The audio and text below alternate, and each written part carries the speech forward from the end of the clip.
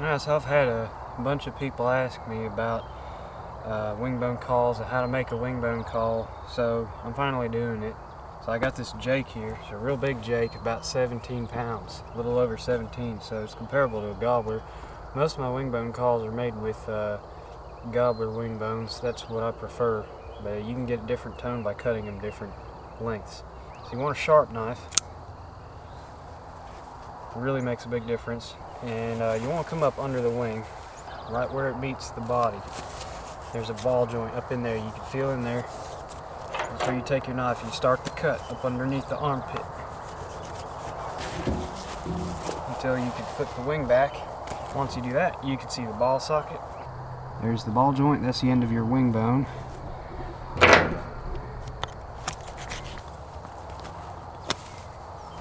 It will come off right like that. You'll see the end of the joint right there. Okay, your wing bones and muscles are on the underside. Your feathers come out on the top. The quills come out of the top. And so we're going to come to the first joint here after the armpit. We're going to come to this elbow right here and basically cut in between the wing feathers and the elbow joint. Be careful, don't cut towards yourself. I'm holding it back here, cutting downwards. Don't cut towards yourself, your knife will slip, you'll cut yourself. You can kind of work it, you can kind of feel where you can work it between the quills and the bone. And you can flip it over and do it this way. It's a little safer.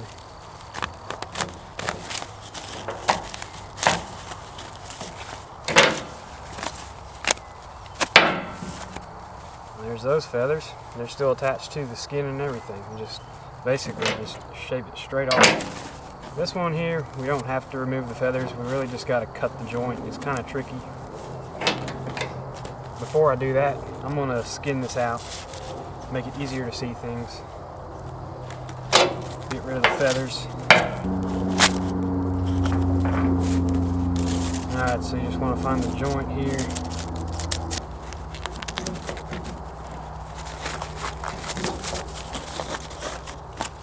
Kind of wiggle your knife all the way around it. And those should pop off. Some people like to use this as a turkey call.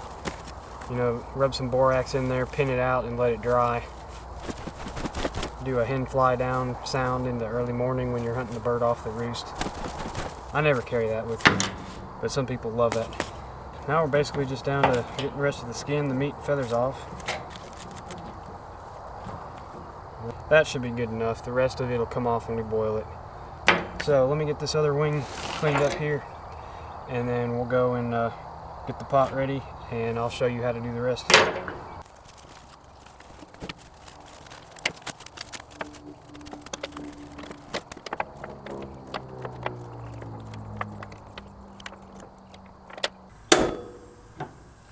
Alright, so let's get our water heated up.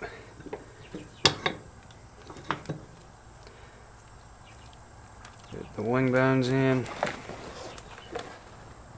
With borax.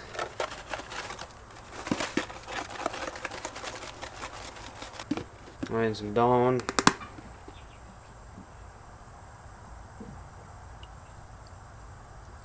The first batch is going to be pretty heavy on the Dawn and the borax. The second change of water is going to be a lot lighter. It's going to be more fresh water to rinse it out. So you want it to simmer like this. You can see the fat rendering off and floating on the surface. And we'll let it simmer here for, I don't know, about an hour, and then we'll change the water and do it again. Alright, it's time to change the water on this. Alright, so I've put in just plain water and kind of cleaned off the meat by hand. You can see there's still some stuff that needs to cook down. So let it simmer another hour or so.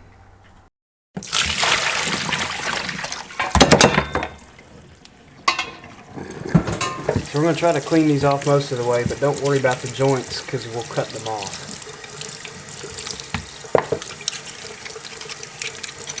You'll have to work on this a little more because we're going to want to cut it all the way down here. So you'll want to scrape and clean all the stuff out of here. Alright, so here we got our wing bones mostly cleaned off. You can use a wire brush, a knife, or whatever. Okay, so we're going to take three bones from one wing to make a call. You use all three. You can use two actually. I've done it. I think the first call I made, I just didn't use that one. So you just use longer segments to get the right pitch. I like the sound better of all three segments. So what we're going to do is just cut off the ends. I use a hacksaw. You got to be careful with it. It is easy to crack the bones if you put too much force on it. A Dremel tool would work great, but I'm just going to go real easy here.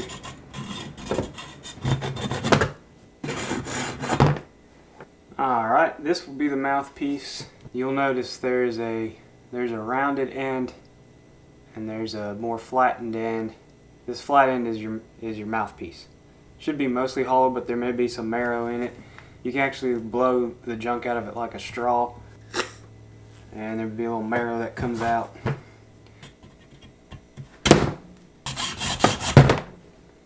Rinse it out in the sink real quick and make sure you get all the marrow and stuff out of it. Okay, you should be able to see through it nice and clean. Now here, for the last portion, you can see where the narrowest point is right about here. You can cut a little bit up this way just to give yourself some more play, but you don't want it to flare back out. So you want to cut it close to this narrow spot right here.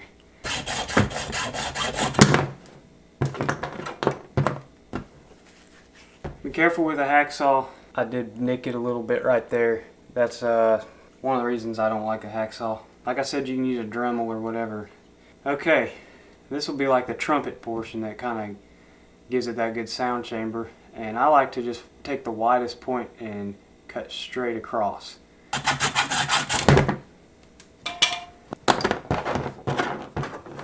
Okay, we got our segments, but you'll notice this one is not entirely hollow, and we really want to clean that out. So you can use a small pocket knife and just kind of chip it away. Be very careful, the bones are brittle and you can crack this whole outer edge by giving it too much pressure with a knife. So I got this drill attachment that works pretty good.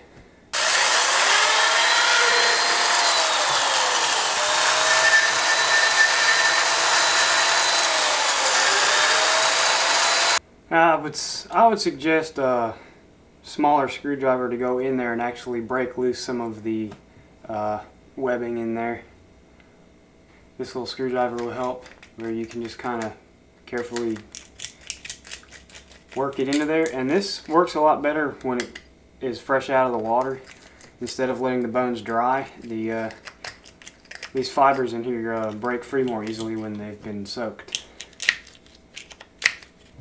Alright, I'm going to run this through the water real quick. So now you can see through it.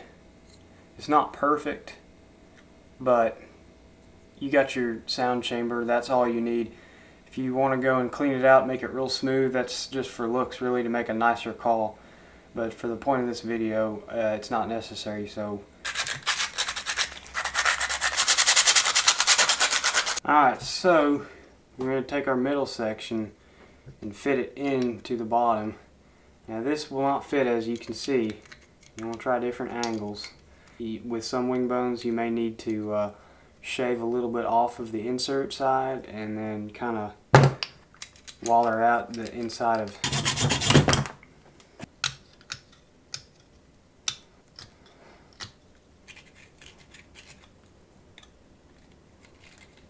You want to look at which points are not fitting. Like say over here, this side here is getting stuck, but there's a gap here, so you just want to shave off just the problem areas that won't fit. It needs to go in a little bit more. Do not force it, you'll crack the wing bones. Alright, and now it fits nice and snug. We'll leave it there for now, and we're going to glue it in a minute. We'll go ahead and get this piece. I'm going to go with this length right here. Everything fits nice and snug. Now we can take the sections apart, and remember what angle you put them in, you know, what rotation you put them in at. Okay, now for the glue, you want to use some kind of epoxy. You can use the clear 5-minute, it's fine, but I've got this JB Quick on me and it works great. You want it to be solid and permanent and fill in the gaps, because you see there's a gap in there.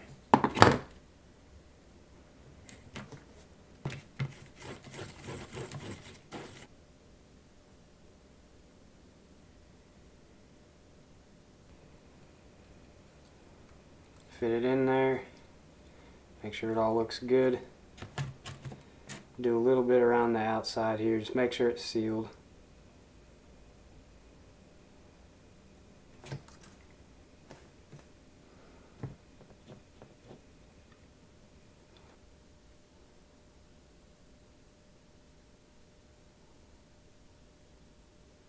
Okay, now we've got them all fit together the way I want it, and we'll just let it sit for 5-10 minutes until it hardens up.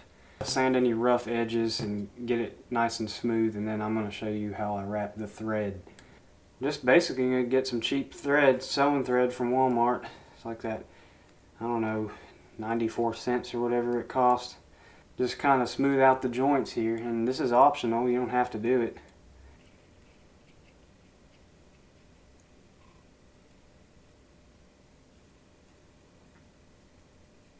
Before that super glue dries, take a paper towel or an old rag or something and wipe it down. Cut off the tag end. Yeah, don't use a rag like this for wiping down the excess super glue. It's got a lot of lint and it'll stick to your threads. So here's the finished caul. See, I got it wrapped in thread. Now you may be wondering, how in the heck do you use one? How do you even make the sound? So might as well go and show you that. So with a wingbone caul, like I said, it's a suction caul. You don't blow into it or use it like any other kind of caul. Basically, you just barely put it into your lip, and some people it's easier to put it off to the side, some people works better straight in the middle, but you just barely put it in your lips and just kind of try to squeak on it. Like, and you'll get two different tones. You'll get the high pitch, you'll get the high note and you'll get the low note, and if you can put those two together you can get a really good yelp. But it will take practice. You probably won't be good at it right away. I know it took me a lot of practice. So you want to try to get those two notes down and then put them together, and then you've got your yelp.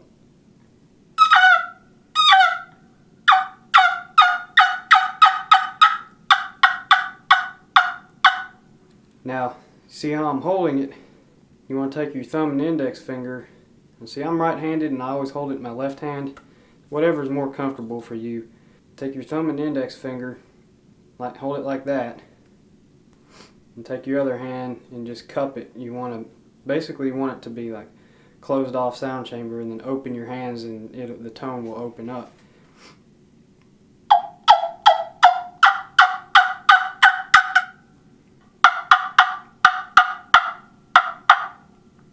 You can tone down the cutting and just do soft clucks.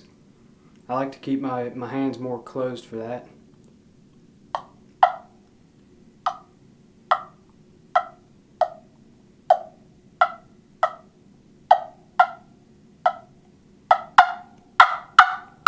And the loud and aggressive cutting will come from basically putting the high and low notes together real quick, like basically a real sharp yelp, and you'll get that loud cackling sound that the hens make. The toms love to gobble at that. Now I put a lot more tension on my mouth when I'm doing a cut versus a yelp.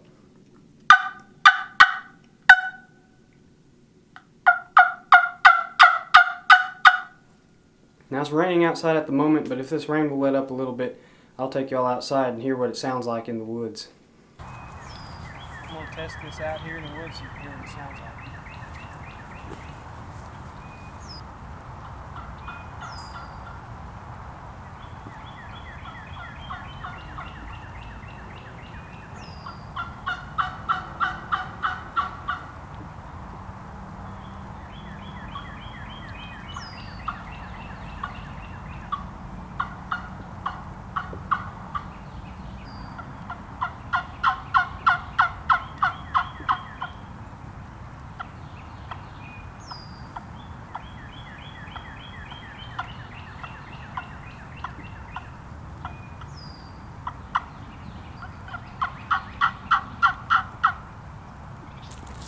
Sorry for the traffic noise. Hopefully I'll give you an idea of how it sounds.